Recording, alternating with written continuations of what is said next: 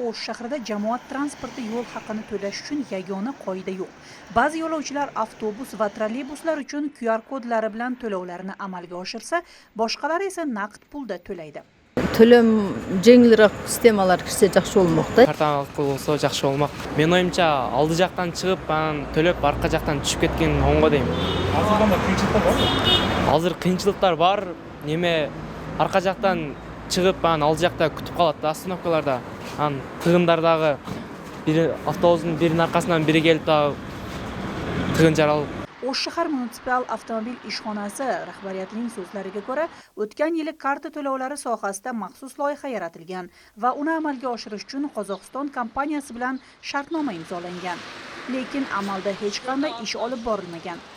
Xizmat hozirda mamlakat banklaridan biri hamkorlikda yo'l haqini QR kodlari va validatorlar orqali to'lashlarini o'tkazish ustida ish olib borayotganini bildirdi. Онлайн төлөөгө жакында өтөбүз. Биз кече ошол Демир банк менен келишим түзүп, түрктөрдүн компаниясы менен жакын күндө ошол иш башталганы турат. Азыр келишимдерге кол коюлуп, уже даярдалып атат. O'sh shahar munitsipal avtomobil korxonasi balansida 186 ta texnika bor. 150 ta avtobus, 36 ta trolleybus.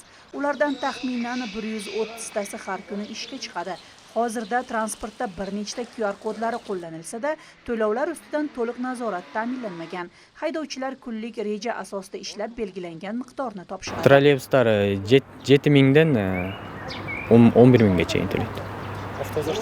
Автобустар дагы эле ошол планына карап төлөй беришет. Мал четке биздин Жапалак, Орке, Соколок, бул жагы төлөйкөн, ошол жака каттаган автобустардын планы азыраак, калгандарыныкы ошол шаардын ичиндеги автобустардыкы каттамдары көбүрөөк. Арка жактан чыгып, анан тыгын болуп, өтө тыгын болгондо, баягы чоң эжелер бар го. Өтүп атканда дагы өлө ар нерсени айтышат, башкача сөздөрдү айтып, анан ошо алдынан чыгып бир жолу төлөп, арка жакка өтүп, аркадан түшсөк, ошол ыңгайлуу болмок да. Биз аркада туруп алып, мисалы, жетки чейин 2-3 остановка мурун даярданышыбыз керек болот да, алдыга жылып, багы тыгында дагы сөз укпайлы, тил укпайлы деп атып, алдыга жылып, акчасын эртерээк төлөп, анан түшүшүбүз керек болот. Кээде окуучу экенибиз үчүн да биз мисалы окуучу деп түшсөк, чоң эле адам экенсиң го, эмнеге онтесиң деп кыйкырган убактар да болот. Андай убактарда эмне деп айтышыңды деле билбей каласың да. Алдынан чыгыш керек, ооба. Төлөп чыкса жакшы деп ойлойм, мен да ошого кошулам. Agar ko'p yillardan buyon muhokama qilinib kelinayotgan raqamli to'lov tizimi joriy etilsa, u naqd pul muomalasini kamaytiradi va daromadlarni shaffof nazorat qilish uchun sharoit yaratadi. Bu yashirin mablag'larni kamaytirib, yo'lovchilar uchun qulayroq bo'ladi. Bundan tashqari shaharda jamoat transportining yetishmasligi dolzarbligicha qolmoqda. Bu yil 80 ga yaqin yangi texnika olib kelish rejalashtirilgan.